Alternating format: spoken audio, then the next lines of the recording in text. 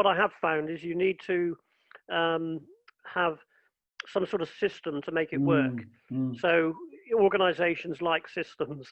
Yes. So, you have a kind of, I would say you'd have a system of, who are the facilitators, Yeah. how are you shaping the questions? So we would use this method of action learning questions. In some cases, quite a lot of the cases that I've worked in, the organization has wanted the outcomes accredited.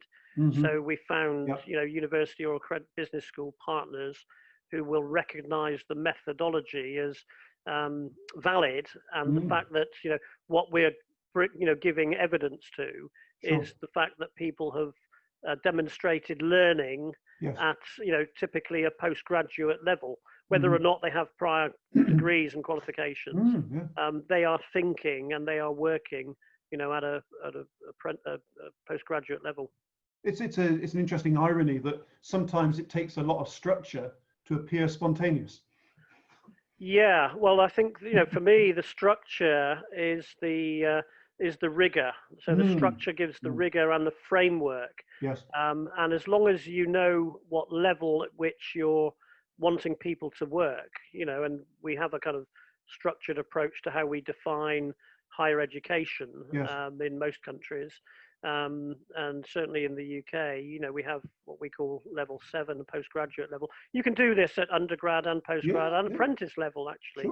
Sure. But I think once we know what the level is, we can then make sure the rigor is not in the content, because the content is created by the problem solver who brings their question, does their own research into in the sky, what can I research relevant to my problem on the ground.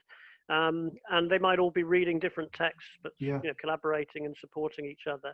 But the rigor is actually in the process, which says, have you defined your question well? Have you actually consulted with key stakeholders in your organization to get their interpretation of the question? Have you done some research which has looked beyond the ground?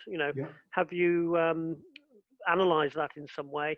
And most importantly, if it's action learning, have you actually taken any action? And in fact, the Revan's kind of approach would be to say, you actually start with the action. So do something and then learn from the action, rather than, learn something and then decide to take some action. No, it's an entirely valid point. What's happening as a consequence directly attributable to what you've been doing? Yes.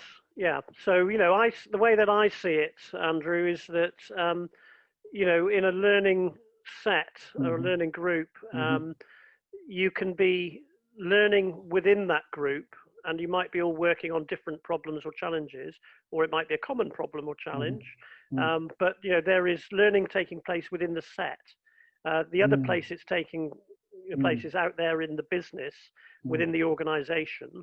And it's also taking place at a very personal level as well. When it's working really well, all three of those things are kind of connecting. It's the sweet spot, I think, of action learning, that, I'm getting personal learning, personal insights. Learning at the level of insights is the real opportunity out of action learning, not just knowledge and skills. If you want knowledge, you go to a training course. If you want skills, go to a slightly longer training course. But if you want to get insights, then and you want to solve real problems, action learning is the right method to use.